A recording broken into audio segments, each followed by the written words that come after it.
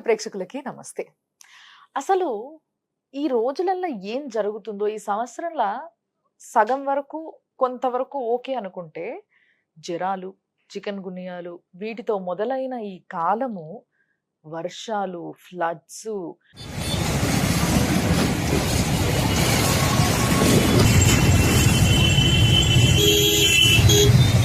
అంటే అటు విజయవాడ, ఖమ్మము, వాయనాడు అసలు ఎక్కడ కాదు, ఏంది ఇవన్నీ చాలనట్టు మళ్ళా కోల్కతాలో ఓ పెద్ద ఇష్యూ. ఒక స్త్రీ పైన జరిగిన విధ్వంసం అది అసలు. అసలు చిచి చిచి అసలు తలుచుకుంటేనే చాలా దరిద్రంగా అనిపిస్తుంది. ఇలాంటివన్నీ ఎందుకు జరుగుతున్నాయి మన దగ్గర? స్త్రీని, ప్రకృతిని సమానంగా చూసే భారతీయులకి ఇలాంటి ఒక కష్టమైన కాలం ఎందుకు వచ్చింది? అందుకే ఈరోజు మన స్టూడియోకి నేను పిలిచేశాను గురువు గారు అయ్యప్ప శ్రీకృష్ణ సుధి గారు, ప్రముఖ ఆధ్యాత్మవేత్త. అంతేకాకుండా ఆయన గురించి మీ అందరికీ బాగా తెలుసు. చాలా పెద్ద పెద్ద వారికి స్పష్టంగా షార్ట్గా జాతకం చెప్పగలిగే శక్తి, ఆస్ట్రాలజీ పవర్ ఆయన చేతిలో ఉంది. సో ఆయన్నే అడిగి తెలుసుకుందాం అసలు ఇలాంటి ప్రకృతి వైపరీత్యాలు మన దగ్గర ఎందుకు చోటు చేసుకుంటున్నాయి అన్న విషయం పైన నేను డిస్కస్ చేయబోతున్నాను. గురువుగారు నమస్తే. నమస్కారం అండి. గురువుగారు, అసలు నిజంగా తలుచుకుంటేనే భయంకరంగా ఉంది. అంటే ఒకటి తర్వాత ఒకటి జరుగుతూనే ఉన్నాయి మన దేశంలో. సో ఇది ఎందుకంటారు? అసలు ఏం జరిగిందంటారు? ఈ ఫ్లడ్స్ ఏంటి అసలు? మన తెలుగు సంవత్సర ప్రకారం ఇది క్రోధినామ సంవత్సరం. అవును. క్రోధి అంటేనే ఒక రకమైనటువంటి ఎండ్లెస్, లేదంటే ఒక బాగా ఎక్కువైనటువంటి శక్తి అని అనుకోవచ్చు. ఓకే. అది శుభప్రమైనది కాదు, కొంచెం నెగిటివ్ ఎనర్జీ అనుకోవచ్చు. ఓకే. అలానే ఈ సంవత్సరానికి అధిపతి కుజుడు, శని. ఎప్పుడైతే స్వార్థపరులైనటువంటి లేకుంటే ఒక రకమైన అగ్రెసివ్ నేచర్ ఉన్నటువంటి కుజశనుల చేతిలో అధికారం ఉండేసరికి వాళ్ళ యొక్క పరిపాలన స్వార్థపూరితంగాను, లేకుంటే వచ్చేసి జనాలను పట్టించుకోకుండా వాళ్ళ యొక్క స్వప్రయోజనాలే ప్రాధాన్యంగా జరిగేటువంటి పరిపాలన. గ్రహస్థితిని గమనించుకున్నట్లయితే దీర్ఘకాలికంగా ఒక రాశిలో ఉండే గ్రహాలు శని 2.5 సంవత్సరాలు కుంభరాశిలో చివరి భాగాల్లోకి వచ్చాడు. శతభిష నక్షత్రం, పూర్వభద్ర నక్షత్రాల్లో ఈ సంవత్సరం సంచారం చేస్తాడు. అలానే వచ్చేసి రాహు మీన రాశిలో, గురుడు వృషభ రాశిలో.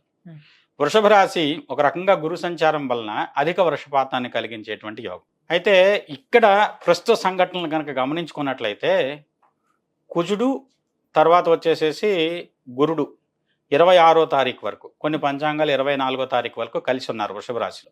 ఓకే. ఎప్పుడైతే వృషభంలోంచి మిథునంలో కుజుడు మారాడో, వృషభంలో వచ్చేసి చంద్రుడు గురుడు, మిథునంలో కుజుడు, కర్కాటకంలో బుధుడు, సింహంలో రవి, కన్యలో శుక్రుడి నీచలు. ఈ విధమైనటువంటి ఒక రకమైనటువంటి 5 రాసుల్లో వరుసగా గ్రహాలు ఏర్పడ్డాయి. ఒక దండలాగా మాలికా యోగం అంట. అలానే వచ్చేసి కేతువు శుక్రుడు కలిశారు. శని వచ్చేసి రవికి వ్యతిరేక్తమైన స్థానంలో, అంటే శని దృష్టి రవి మీద, రవి దృష్టి శని మీద, ఇద్దరు 180 degrees డిస్టెన్స్ లో. అంటే మీరు ఇట్లా చెప్తుంటేనే ఫస్ట్ కొంచెం భయం వేస్తుంది. నాకు తెలియని దానికే నాకు భయం వేస్తుంది మీరు ఇట్లా చెప్తుంటే. అంటే ఇంకొంచెం తెలుసుకునే ప్రయత్నం చేస్తే, అంటే ఏ యొక్క గ్రహం ఎఫెక్ట్ దేనిపైన ఎట్లుంటది, అంటే ఈ ప్రకృతి వైపరీత్యాలకి వీటిని కనెక్ట్ చేస్తూ మాట్లాడితే మీరు చెప్పేది ఏంటి? ఇప్పుడు ప్రకృతి వైపరీత్యాల పరంగానే నేను మాట్లాడుతున్నది. శని వాయుతత్వ రాశిలో ఉన్నాడు. శని స్వభావం వాయుతత్వ స్వభావం. ఒక తుఫాన్ రావాలంటే వాయుగుండంతోనే ప్రారంభం అవుతుంది. మనం మామూలుగా తుఫాను అల్పపీడనం ఏర్పడి దాన్ని వాయుగుండంగా మారి అది తుఫానుగా మారి జనాల మీదకి విరుచుకుపడుతుంది. ఈ తుఫాన్లు అనేవి వచ్చేటప్పుడు ఖచ్చితంగా వాయుగుండంతో వచ్చేటువంటి ప్రమాదం శని కారకంలోనూ, శని వాయుతత్వ గ్రహాల ప్రేరకత్వంతోనే ఏర్పడుతుంది. అలానే అగ్నితత్వ స్వభావం కుజుడిది. అంటే ఎప్పుడైతే ఒక బాగా వేడితో ఏర్పడినటువంటి వాతావరణం ఉందో అది అల్పపీడనాన్ని క్రియేట్ చేస్తుంది. అల్పపీడనం ఏర్పడినప్పుడు కుజుడు శని ఇద్దరి యొక్క కేంద్ర స్థితి కానివ్వండి, కేంద్ర వేధ కానివ్వండి, ఇలాంటి తుఫాన్లకు కారణమవుతుంది. ఎప్పుడైతే పూర్ణ జలరాశిలోను ఇలాంటి జల ప్రామాణికమైనటువంటి గ్రహమైనటువంటి గురుడు వచ్చేసేసి ఎక్కడైనా వృషభంలో కానివ్వండి, ఇలాంటి జలరాశిలో కానీ ఉన్నప్పుడు కానివ్వండి, ఇలాంటి తుఫాన్లు కానివ్వండి, ఎక్కువ ప్రాణాంతకం కలిగించేటువంటి తుఫాన్లు ఏర్పడతాయి. అలానే గ్రహణాలు, చంద్రగ్రహణం తుఫాన్లకి, సూర్యగ్రహణం భూకంపాలు లాంటి వాటికి కారణమవుతుందని చెప్తుంది. ఇలాంటి పరిస్థితుల్లో ఇప్పుడున్నటువంటి గ్రహస్థితి, ఎప్పుడైతే కుజుడు ముందుకు మూవ్ అయ్యాడు, వృషభ రాశి నుంచి మిథునంలోకి మారాడు, వాయుతత్వ రాశిలో అగ్నితత్వ గ్రహం, అది తుఫాన్ని ప్రేరేపించాడు. అలానే చంద్రుడు అక్కడ కలిసినప్పుడు తుఫాన్ తీవ్రతరమైంది, చంద్రకుజుల సంయోగం. ఆ తర్వాత వచ్చేసి ఈ గ్రహస్థితులన్నీ వరుసగా ఉన్నటువంటి గ్రహస్థితి కుంభవృష్టి కురవడానికి కారణమైంది. సహజంగా లాస్ట్ ఇయర్ వర్షపాతం బాగా పడి ఆగిపోయింది. ఈ సంవత్సరం అలా కాకుండా నష్టానికి దారితీసే విధంగా, తీవ్ర నష్టానికి దారితీసే విధంగా వర్షపాతం జరుగుతుంది. ఇది ఎక్కడితో ఆగుతుందని అనుకోవట్లేదు. ఇంకో నెల 2 నెలల పాటు వర్షాలు ఉన్నాయి. వామ్మో, ఇంకో 2 నెలలు అంటే అసలు ప్రజలు ఏమైపోవాలి గురుగారు? మీకు బ్రహ్మం గారు రాసిన కాలజ్ఞానంలో ఒకటి ఉందండి. తమిళనాడులోంచి ఒక ప్రాంతంలో ఒక్కసారిగా నది ఉప్పొంగి కొన్ని లక్షలాది మంది జనాలు చనిపోతారని కూడా రాశాడు. ఆయన కాలజ్ఞానం రాసిన దానికి అనుకూలమైనటువంటి పరిస్థితులు ఈ కాలగణనలో ఇవి అనుకూలంగా ఉన్నాయి 2024-25 సంవత్సరాలు అని చెప్పచ్చు. అందువల్ల తీవ్ర జన నష్టం అతివృష్టి వల్ల, అనావృష్టి వల్ల. అలానే ఇందాక మీకు ఆ మాట ఎందుకన్నానంటే, బుధుడు రవి కంటే వెనకాల ఉంటే వర్షాలు తక్కువ పడతాయి. బుధుడు రవి కంటే ముందుకు వెళ్తే పురో శుక్రుడు అంటాం. రవి కంటే ముందు డిగ్రీల్లో, రవి కంటే ముందు రాశుల్లో కానీ బుధుడు శుక్రుడు ఇద్దరు ఉండేటువంటి పరిస్థితి అక్టోబర్లో, నవంబర్లో ఉన్నది మనకి. ఓకే, అంటే అప్పుడు ఇంకా తీవ్రమైన వర్షపాతం, లేదంటే ఎక్కువ వర్షపాతం నమోదవడానికి కూడా అవకాశం. అందుకేనా ఈ మొన్న మనకి ఉగాది సమయంలో అందరూ పంచాంగం చెప్పినప్పుడు చాలా మంది గురువులు వాళ్ళు చెప్పిన మాట ఏంటంటే, ఎప్పుడైతే ఈ సంవత్సరంలో అక్టోబర్, నవంబర్ ఆ టైంలో కొంచెం జన నష్టం కనిపిస్తుంది, పెద్ద ప్రళయం రాబోతుంది. అది ఏంటిదో మేము చెప్పలేం కరెక్ట్గా, కానీ ఏదో ఒక రకమైన ప్రళయం మాత్రం రాబోతుంది. అది జల ప్రళయమా, లేకపోతే ఇంకో వ్యాధి రావడమా, ఇంకోటా అనేది అయితే క్లియర్గా చెప్పలేదు, కానీ ఇదే అంటారా? అది సహజంగా కుజుడు కూడా ఈ సంవత్సరం, కుజుడు స్థితి కూడా గ్రహచార స్థితి మిథునంలోకి వచ్చాడు. మిథునంలోంచి మళ్ళీ కర్కాటకంలోకి వెళ్తాడు, మళ్ళీ వక్రించి మిథునంలోకి వస్తాడు. సంవత్సరం వరకు ఇక్కడే ఉంటాడు, మొత్తం పూర్తయ్యేంత వరకు, ఈ సంవత్సరం పూర్తయ్యేంత వరకు. అంటే 45 రోజులు ఉండాల్సిన కుజుడు ఒక 6 నెలల కంటే ఎక్కువ కాలం పాటు మిథునంలో ఉంటున్నాడు. కుజస్తంభన అంటాం. ఇది యుద్ధ భయాన్ని, యుద్ధ వాతావరణాన్ని కల్పిస్తుంది. అగ్ని పర్వతాలు కానివ్వండి, లేకుంటే వచ్చేసి భూకంపాలకు కూడా కారణమయ్యేటువంటి స్థితి. అంటే ఇప్పుడు వర్షాకాలం అయిపోతే అయిపోయిందేమో అనుకోవడానికి లేదు. ఇప్పుడు వర్షాకాలం అయిపోయిన తర్వాత కూడా ఇంకా మీరు అన్నట్టుగా భూకంపాలు, లేకపోతే యుద్ధాలు ఇలాంటివి ఏవో జరుగుతాయంటారు. అయితే బాగా మరి వీటన్నిటిని కంట్రోల్ చేయడానికి అట్లీస్ట్, అంటే మనం దేన్ని ఆపలేము, ప్రకృతి యొక్క కోపాన్ని కానీ, ప్రకృతి యొక్క ప్రేమని కానీ మనం ఆపలేము. మనకు అంత ధైర్యము, దమ్ము రెండు లేవు మామూలు మనుషులుగా. బట్ కొంత ఊరట కలిగించాలంటే ఏం చేయొచ్చు? నరసింహ శాంతి చెప్తామండి. నరసింహ మంత్రంతో గనక ప్రకృతి వైపరీత్యాలను ఆపటం కోసం, ఈవెన్ కొన్ని వ్యాధులు తీవ్రమైనటువంటి పరిస్థితుల్లో కరోనా లాంటి ప్రబలినప్పుడు కూడా నరసింహ శాంతి చేశాం కూడా. అంటే ఒకటి నేను ఒక్కటి చేస్తే అవుతుందని కాదు కానివ్వండి, ప్రజాక్షేమాన్ని దృష్టిలో పెట్టుకుని. ఎందుకంటే వృత్తిరీత్యా పురోహితం అంటే అందరి హితం కోరాలి, మా ధర్మం. మరి ఈ లెక్కన అంటే మీరు కోరి చేస్తే సరిపోదని మీరే అంటున్నారు కాబట్టి, పాలకులు చెయ్యాల్సిన అవసరం చాలా ఉంటుంది. పాలకులకి చేస్తే చాలా విశేషమైన ఫలితాలు ఉంటాయి. మీకు చిన్న ఎగ్జాంపుల్ చెప్తాను. ఇప్పుడు వైజాగ్ లో ప్రహ్లాదపురంలో ఒక సాయిబాబా గుడి ఉంది. దాంట్లో ఒక సూర్య యంత్రం ఒకటి వేశారు. ఆ సూర్య యంత్ర స్థాపన తర్వాత వైజాగ్ దగ్గర వచ్చేటువంటి తుఫాన్ల తీవ్రత తగ్గింది. ఆ యంత్ర స్థాపన తర్వాత వైజాగ్ లో ఒకే ఒక తుఫాన్ తీవ్ర నష్టం కలిగించింది, హుదూద్. ఆ తర్వాత అంతవరకు అది కూడా ఏంటంటే ఆ యంత్ర స్థాపన జరిగిన తర్వాత 15-20 సంవత్సరాల తర్వాత. కాబట్టి ఏంటంటే ఇలాంటి వాటిని అడ్డుకోవడానికి ఇప్పుడు సూర్యగ్రహణం ఒక ఇండికేషన్ ఇస్తుంది. భూకంపాలను కానివ్వండి, సూర్యగ్రహణం ఎక్కడైతే కేంద్రం ఉందో, భూమి మీద దాని యొక్క కేంద్ర స్థితి ఏర్పడుతుందో, ఆ కేంద్రాన్ని ఆధారం చేసుకుని తప్పనిసరిగా భూకంపం వస్తుందని చెప్తాం సూర్యగ్రహణం వచ్చిన తర్వాత. ఇప్పుడు మన దేశంలో ఈ సంవత్సరం గ్రహణాలు ఏమీ లేవు, కానీ ఏంటంటే ఇది ఎక్కువగా వచ్చేసి యూరోప్ ప్రాంతాన్ని, తర్వాత ఏంటంటే అట్లాంటిక్ ఓషన్ మధ్య ప్రాంతాన్ని ఎక్కువగా సూచిస్తుంది. సో దానివల్ల వచ్చేసేసి అంటే భూకంపం కేంద్రం వచ్చేసి సముద్ర మధ్యంలో ఉంటే సునామీగా మారుతుంది. ఇలాంటి జల ప్రళయాలకు ఈ సంవత్సరం కారణమయ్యేటువంటి గ్రహస్థితి కానివ్వండి, గ్రహణాలు కానీ ఉన్నాయి. అంటే ఈ లెక్కన మీరు చెప్తున్న ఏదైతే ఈ పూజా ప్రాసెస్ ఉందో ఇదంతా కూడా పాలకులు చేస్తే విశేషంగా వాళ్ళకి మంచి ఫలితాలు ఉంటాయి. పాలకులు ఎవరండి? ఇప్పుడు ప్రజాస్వామ్యంలో ప్రజలే పాలకులు. ప్రజల కోసం ప్రజలు చేసుకోవడం తప్పేం లేదు. వాళ్ళు ఎవరో చేస్తారు, మన ఎవరో ఉద్ధరిస్తారు. ప్రభుత్వాలు వచ్చేసి ఉత్తగా డబ్బులు ఇస్తాయి, ప్రభుత్వాలు వచ్చి అన్నిటి మీద ప్రభుత్వాల మీద ఆధారపడటం, వాళ్ళకైనా సరే దాన్ని స్పందించడానికి సమయం పడుతుంది కదా తెలిసిన తర్వాత. అందువల్ల ఎవరికి వాళ్ళు చేసుకోగలిగిన స్థాయిలో చేసుకుంటే తప్పేముంది. హైదరాబాద్ ప్రాంతం బోనాలు వస్తే ఎంత ఉత్సవంగా అందరూ పాల్గొని చేసుకుంటున్నారు. ప్రభుత్వం పాల్గొంటేనే జరుగుతుంది.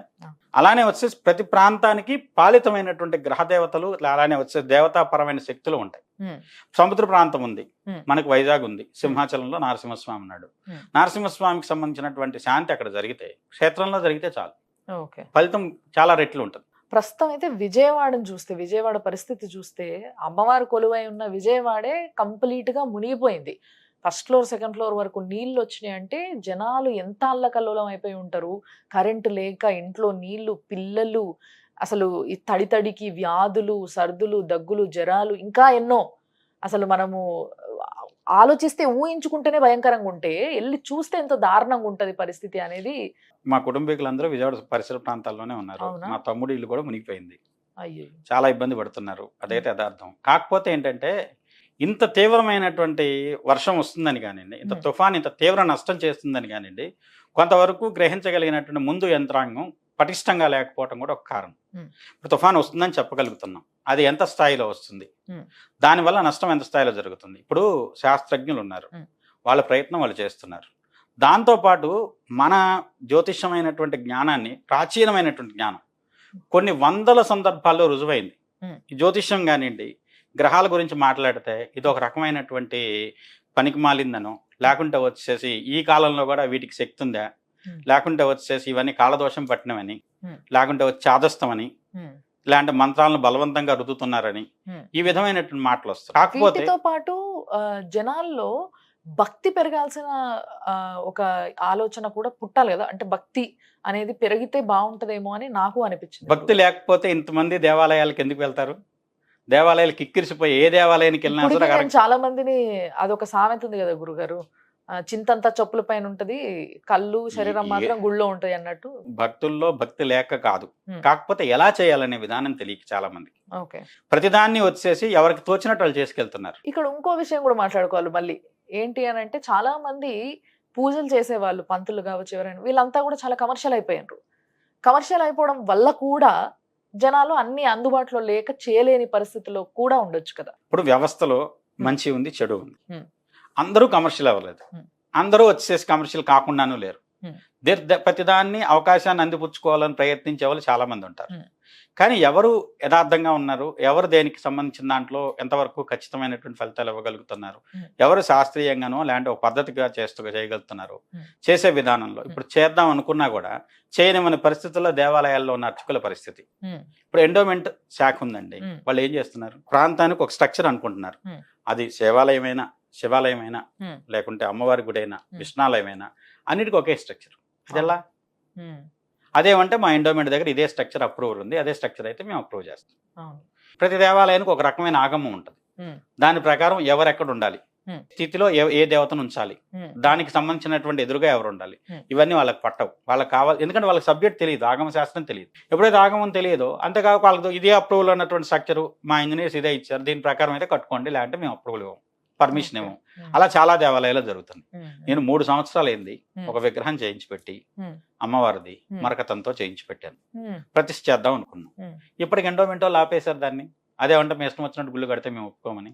ఎక్కడ గురుగారు ఇది? సుజాత్ నగర్ అని కొత్తగూడెం పక్కన ఒక చిన్న పల్లెటూరు, 400 సంవత్సరాల క్రితం అంటే మన ఖమ్మం జిల్లా కొత్తగూడెం. అయ్యయ్యో, 400 సంవత్సరాల క్రితం అయినటువంటి దేవాలయం. నేను పుట్టింది అదే ఊళ్ళో. అవునా? ఆ ఊర్లో మా అమ్మగారి పేరుతో పచ్చ మరకత అమ్మవారిని ఇవ్వాలని చెప్పి అనుకున్నా. మరకతంతో చేయించాను. ఎంత పెద్దది? 3 అడుగులు ఎత్తుంటుంది. అసలు మరి దీన్ని ఎందుకు ఆపుతున్నట్టు? ఆ స్ట్రక్చర్ అనా? కొంతకాలం క్రితం అయితే ఆయన సస్పెండ్ కూడా చేశారా. మా మేనమామే పురోహిత దాంట్లో టెంపుల్ అర్చకుడు, సస్పెండ్. ఆయన 4-5 స్ట్రక్చర్లు కట్టడం సస్పెండ్ కూడా చేశారు. అయ్యయ్యో. ఓకే. తర్వాత మళ్ళీ ఏదో ప్రభుత్వాలు మారిన తర్వాత ఆయన తీసుకున్నారు. కాకపోతే ఇది ఏంటంటే బాధ్యత రాహిత్యం ఎవరికి కూడా. అంటే ఇది ఒక ఎగ్జాంపుల్ గా చెప్పారు అంతే, కానీ ఇలాంటివి ఎన్నో. అంటే ప్రతిదానికి ఒక ప్రాపర్ స్ట్రక్చర్ అనేది ఉండడం చాలా ఇంపార్టెంట్ అనేది ఇక్కడ మీ బేస్ పాయింట్. దీన్ని అర్థం చేసుకోవడం ప్రయత్నం చేయాలి. అండ్ ఇంకొకటి గురుగారు, ఇప్పుడు ప్రజలున్న పరిస్థితుల్లో, సరే మనం ఖమ్మమే తీసుకుందాం, మీరు పుట్టిన ఊరు కూడా అక్కడే ఉంది కాబట్టి, ఖమ్మం కానీ, విజయవాడ కానీ, వాయనాడు కానీ, వీళ్ళు జనాలు ఏ మంత్రమైనా తలుచుకోవడానికి, అంటే అప్పుడప్పుడు ఒక పవర్ కోసం, ఒక ధైర్యం, లేదా వాళ్ళకు ఒక ఆలోచన, వాటి నుంచి తప్పించుకునే ఇది కానీ, లేకపోతే ఏదో, అంటే ఇప్పుడు ఆల్రెడీ చిక్కుకున్న వాళ్ళు కూడా ఒక దారి కోసం ఎదురు చూస్తూ ఉంటారు, ఎవరో సహాయం కోసం ఎదురు చూస్తూ ఉంటారు. ఆ సహాయం వాళ్ళకి అందాలి చాలా ఫాస్ట్గా అని చెప్పేసి మన అందరము ఎన్నో పూజలు చేస్తూ ఉన్నా కానీ, అందులో చిక్కుకున్న వాళ్ళకు కూడా ఏదైనా ఒక ధైర్యం కోసం ఏదైనా మంత్రం కానీ ఏదైనా ఉపదేశించగలరు? ఆపదామభక్తారం దాతారం సర్వసంపదాం లోకాభిరామం శ్రీరామం భూయో భూయో నమామ్యం. ఆంజనేయ స్వామి వస్తాడో, రాముడు వస్తాడో, ఇప్పుడు దేనికైనా సరే ఆపదలు తొలగించేటువంటి శక్తి భగవంతుడికే ఉంది. ఇలాంటి ప్రకృతి వైపరీత్యం కానివ్వండి, ఇంకొక రకమైన ఉపద్రవం కావండి, దేని నుంచైనా మనం కాపాడే శక్తి భగవంతుడు. కాబట్టి ఆంజనేయ స్వామిని తలుచుకోండి, ఆపదలు పోతాయి. ఇప్పుడు నీళ్లతో వచ్చిన సమస్య, సముద్రం లంఘించినోడికి ఈ సమస్యను తీసేయడం పెద్ద కష్టం కాదు. ఆ. ఇప్పుడు ఏమైందంటే ప్రభుత్వాలు లేదంటే పాలకులు లేదంటే అంతకు ముందు ఉన్నటువంటి గత పాలకులు వీళ్ళ మధ్య ఉన్నటువంటి స్పర్ధల వల్ల కూడా లేని సమస్యలు కూడా క్రియేట్ అవుతుంది. ఇప్పుడు ఏదైనా నష్టం జరిగితే ప్రభుత్వానికి చెడ్డ పేరు వస్తుంది కదా, అందువల్ల ఏదో ప్రయత్నం చేద్దాం, నష్టం కలిగిద్దామని ప్రయత్నం చేసేటువంటి విధానాలు కూడా జనాల్లో ఉన్నాయి. ఆలోచన విధానం ఇప్పుడు ఎందుకంటే నష్టం ప్రకృతి మూలకంగా జరిగిన నష్టం కంటే మనిషి ఆలోచనల్లో ఉండేటువంటి విపరీతాల వల్ల నష్టం ఎక్కువ జరుగుతుంది. ఇది 100% కరెక్ట్. చాలా మంది పెద్దలు చెప్పే మాట ఇదే, ఏంటంటే మనిషి యొక్క ఆలోచన విధానం, బ్రతికే తీరు, మనం ప్రకృతికి చేస్తున్న చేటు, ఇవన్నీ కలిపే మనకి ఈరోజు ప్రళయాల రూపంలో మనం ఇదికొచ్చి పడుతున్నాయి అనే మాట నేను చాలాసార్లు విన్నా. సో ఎలాంటి పనుల వల్ల ఈ రోజు ఇలాంటి పరిస్థితుల్లో మన దేశం ఉంది, మనం ఉన్నాం అంటారు మీరు? అంతకుముందు ఒక నీళ్లు వెళ్ళడానికి ఒక చెరువులో, వాగులో, వంకలో ఉండేవి. అవన్నీ ఆక్రమించి కట్టుకుంటూ వెళ్ళాం. కట్టిన తర్వాత ఇప్పుడు ఇంత పెద్ద వర్షం ఇప్పుడు నీళ్ళు వెళ్ళడానికి దారి ఏది? దాని దారిలో అది వెళ్ళాలి కదా. అది దారి లేకేమంత రోడ్ల మీద ప్రవహిస్తున్నాయి నీళ్లు. రోడ్ ఒక దారిలాగా ఉంది, మనం వెళ్తున్నాం, మన దారిని అవి కూడా వస్తున్నాయి. పంచభూతాలని మనం కంట్రోల్ చేద్దాం అనుకుంటే అవి ఒక పరిస్థితి దాటిన తర్వాత అవి విజృంభిస్తే ఎంత తీవ్రమైన నష్టం జరుగుతుంది అనడానికి ఇది ఒక ఉదాహరణ. విజయవాడ కానివ్వండి, వాయనాడు కానివ్వండి, లేదంటే వచ్చేసి మీకు ఇప్పుడు ఖమ్మం జిల్లాలో జరుగుతున్న ఉపద్రవాలు, జలవత్సవం. చాలా మంది గమనించండి, ప్లాస్టిక్ కవర్ల వల్ల డ్రైనేజ్లన్నీ ఆగిపోయి ఎంత నష్టం జరుగుతుంది. బ్లాక్ అయిపోయి డ్రైనేజ్లన్నీ, ప్లాస్టిక్ కవరు డ్రైనేజ్ లో పడితే అది మొత్తం డ్రైనేజీ ఆపేసేసి తద్వారా ఫ్లడ్ అంతా పేరుకుపోయి డ్రైనేజ్ నుంచి కొట్టేయడానికి దానికి సాధ్యపడక పొంగి అదంతా వచ్చేసి ఇళ్ల మీదకి వచ్చేసే పరిస్థితుల్లో ఎన్ని వేల సంవత్సరాలు ఒక ప్లాస్టిక్ కవర్ ని కరిగించగలుగుతుంది అనేది ఒకసారి ఆలోచించాలి.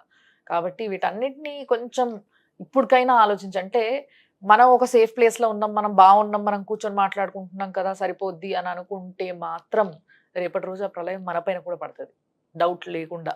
కానీ ప్రతి ఒక్కరు ఈ రోజు చేసే పని రేపటి రోజు మన ఫ్యూచర్ ని రాసి పెడుతుంది అంటే తప్పకుండా దీన్ని నమ్మాల్సిన టైం అట్లీస్ట్ ఇప్పటికైనా వచ్చింది. కాబట్టి నిజంగా గురుగారు చెప్పినట్టు ప్లాస్టికే కావచ్చు, కొన్ని కట్టడాలు అంటే కుంట అని కొన్ని ప్లేస్లు ఉంటాయి, లేకపోతే ఇప్పుడు పేర్లలోనే ఉన్నాయి కదా చాలా పేర్లు, కుంట అనే పేరుతో, చెరువు అనే పేరుతో కొన్ని ఊర్ల పేర్లు ఉన్నాయి. ఇవి అవి అని చెప్పడం ఇష్టం లేదు నాకు. ఆ పేర్లలో ఉన్న కొన్ని ప్రాంతాలన్నీ కూడా ఏంటంటే చెరువులు, కుంటలు, వీటన్నిటిలోనే ఇల్లులు కట్టేసిండ్రు. సో వాటికి నీళ్ళకంటూ అసలు భూమి పైన ఎక్కువ భూభాగంలో ఉండేదే వాటర్. దాని ఉన్న ప్రాంతాన ఎక్కడైతే ఉందో వాటన్నిటిని కూడా ఆక్రమించుకుంటూ మనం ఇల్లు కట్టుకుంటే, ఆక్రమించుకుంటూ మనం కన్స్ట్రక్షన్స్ చేసుకొని ఇట్లాంటివి ఏవో ఒకటి చేస్తూ ఉంటే ఆబ్వియస్లీ వాటి జాగాని అది డిమాండ్ చేస్తుంది కదా డెఫినెట్గా. సో నిజంగా మీరు చెప్పిన దాంట్లో అక్షరాల నిజమైన పాయింట్ ఉంది. కాబట్టి దయచేసి ప్రతి ఒక్కరికి నేను కూడా మొక్కుంటున్నా, మీరందరూ కూడా ప్రే చేయండి. మీరందరూ కూడా గురుగారు మీరు కూడా మన జనాలందరికీ, ముఖ్యంగా మీరు పుట్టిన ఊరితో సహా విజయవాడ, వాయనాడు ఇట్లాంటివి ఇంకా ఎక్కడొచ్చే అవకాశాలు ఉన్నాయో అక్కడంతా కూడా జనాలు బాగుండాలి, ఎవరికి ఏమి జరగదంటే ప్రాణ నష్టం జరగకుండా ఉండాలి, వాళ్ళందరికీ త్వరగా సహాయం అందాలి. సహాయం చెయ్యాలనుకుంటే కూడా అంత ఈజీ కాదు ఇలాంటి పరిస్థితుల్లో, బట్ వాళ్ళందరికీ సహాయం అందాలని కోరుకుంటూ మనం అందరము కూడా ఒక్కసారి గట్టిగా దేవుణ్ణి ప్రార్థిద్దాము. అండ్ ఎవరైనా చూడగలిగితే, ఎవరికైనా తెలవగలిగితే ఆంజనేయ స్వామిని గట్టిగా తలుచుకోండి అబ్బా, తప్పకుండా మీకు సహాయం దొరుకుతుంది, తప్పకుండా ఆయన మిమ్మల్ని కాపాడుతాడు అనే నమ్మకం ఉంచండి, తప్పకుండా అంత మంచి జరుగుతుంది. థ్యాంక్ యూ గురుగారు. నమస్కారం.